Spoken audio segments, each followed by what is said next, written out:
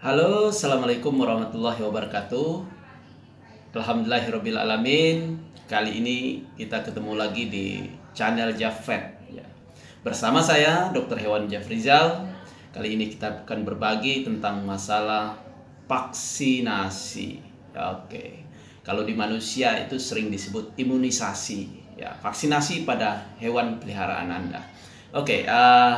Vaksinasi.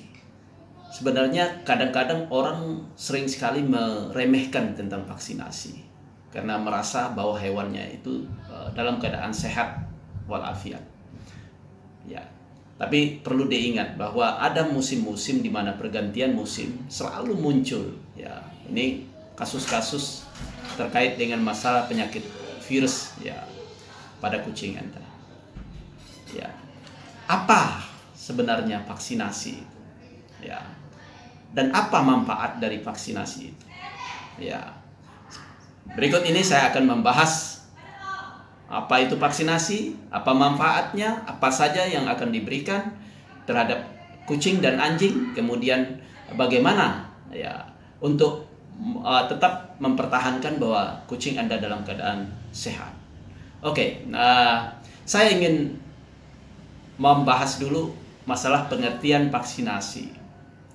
Vaksinasi ini adalah merupakan suatu tindakan, salah satu tindakan pencegahan agar hewan Anda tetap sehat ya, dan tidak sakit ya.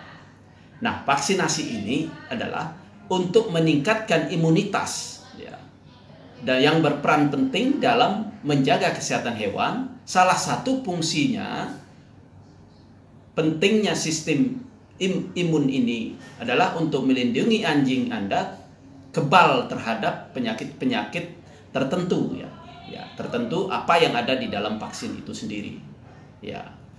Dan juga terhadap bukan saja terhadap virus tapi juga ada bakterial ya. Ya, nanti kita akan bahas apa itu virus-virus apa dan bakteri apa saja yang diberikan kepada hewan peliharaan Anda, khususnya anjing dan kucing. Ya, tujuannya ini adalah untuk melindungi dari berbagai penyakit yang membahayakan, yang berakibatkan fatal ya, dan bahkan menyebabkan kematian pada hewan peliharaan Anda. Dan untuk pencegahan terhadap penyakit menular tertentu itu, maka perlu diberikan vaksinasi imunisasi pada papis ya. Papis ini adalah sebutan untuk anjing kecil dan kitten untuk kucing kecil ya. Anakan kucing itu namanya kitten. Nah, itu diberikan. Mengapa diberikan pada kitten? Perlu diingat bahwa ada imunitas alami. Imunitas yang diturunkan dari induk ke anak itu hanya bisa bertahan antara 5 sampai 6 minggu ya. 4 sampai 5 6 minggu. Kemudian setelah itu pada kucing dan anjing, imunitas maternal antibody yang ada pada kitten dan papis itu sudah menurun, maka itu harus diberikan vaksin buatan ya. Jadi kita suntikan dengan vaksin sehingga terbentuk imunitas lanjutan dari imunitas maternal antibody itu. Pada kucing apa saja yang kita berikan? Ya, ada namanya feline Vandeokofenia. Ini sering kita disebut dengan distemper pada kucing. Ya, ini sangat berbahaya ya, karena dia akan menyebabkan berak atau diare dan muntah, berdarah ya, berdarah. Dan ini paling sering terjadi kalau di Kota Palembang itu sekitar bulan November, September ya sampai bulan Maret biasanya. Ya, ini kejadian-kejadian paling banyak dan menyebabkan kematian yang cukup tinggi dan sangat menular kepada kucing-kucing yang lain. Yang kedua, ini ada kalisivirus ya. Kalisivirus biasanya selalu berbarengan dengan rhinotracheosis. Ya, rhinotracheosis ini infeksi rhinotracheosis ini IRT atau flu ya. Kalau kalisivirus ini kalau kita sering infeksi di rongga mulut ya, rongga mulut, gusi, kemudian seperti kesariawan ya, rusak di lidah, kemudian infeksi lidah dan paru-paru sebenarnya. Itu infeksi ini menyebabkan ISPA ya, ISPA, infeksi saluran pernafasan bagian atas. Ini lebih dari 80 sampai 90% kucing bisa terkena ini. Ya, kucing dapat terjangkit satu sama lain dan ini sangat menular. Kemudian kucing tidak bisa makan dan minum. Ini menelan sakit sekali, dan yang paling parah kalau untuk IRT flu ini adalah susah bernafas.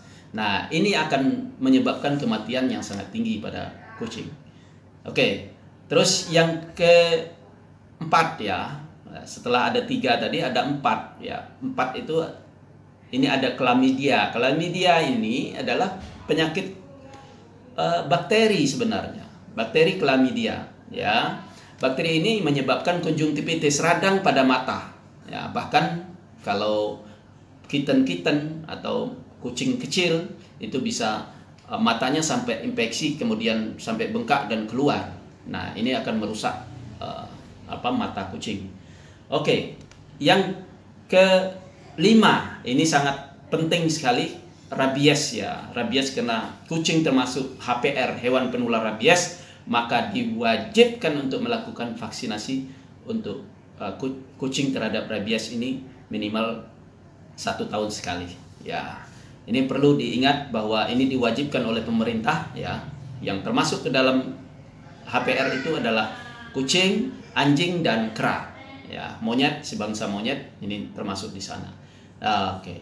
Jadi itu ada 5 yang sering kita lakukan vaksinasi khususnya di Indonesia. Kemudian kita lihat ada feline leukopenia ya, itu belum ada vaksinnya. Feline infeksi peritonitis ya, FIP, ini yang disebabkan oleh corona, ini belum juga ada vaksinnya. Oke, itu yang 5 tadi itu sangat dianjurkan.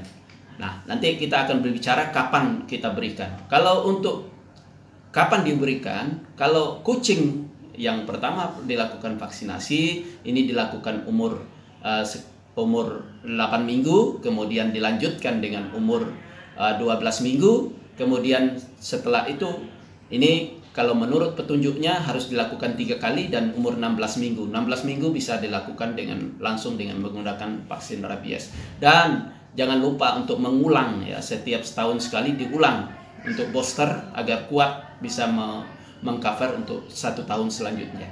Oke, untuk anjing, bagaimana dengan anjing? Vaksin anjing kita tahu bahwa ada 5 macam, ada yang 6 macam dan 7 macam. Kalau dulu kita sering dengar kata ada E7, E6, E5 ya. Tapi itu cuma sekedar merek, tapi yang penting adalah isinya adalah parvovirus, distemper, canin hepatitis, leptospirosis, canin parainfluenza virus ya, dan yang terakhir adalah rabies. Nah, ini perlu diingat bahwa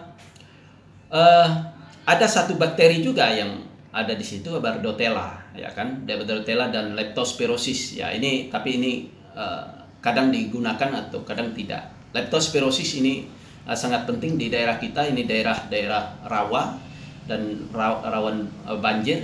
Ini penting untuk leptospirosis, ini bakteri yang menyebabkan penyakit Fes ya, sehingga terlihat kencingnya kuning, kemudian penyakit kuning ya, penyakit kuning. Oke, untuk parvovirus ini penyakit diare pada kucing, pada anjing ya, pada anjing. Ini diare yang menyebabkan diare sampai diare berdarah, muntah ya.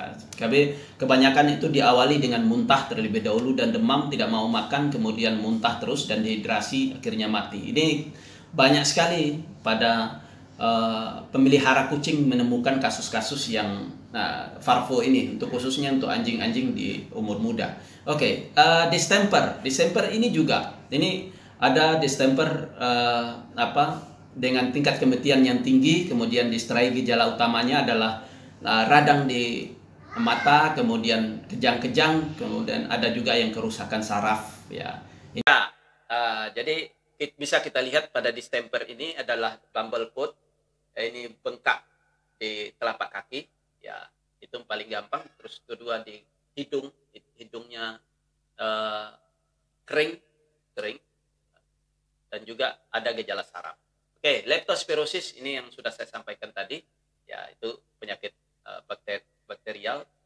Kemudian ada kanin parainfluenza. Nah, ini yang mengganggu pernafasan, ya, yang amat mudah menular, dan gejalanya meler, kemudian demam, batuk-batuk, ya, nafsu makannya pasti turun. Ini influenza. Oke, mungkin itu penjelasan masalah penyakit vaksin pada anjing.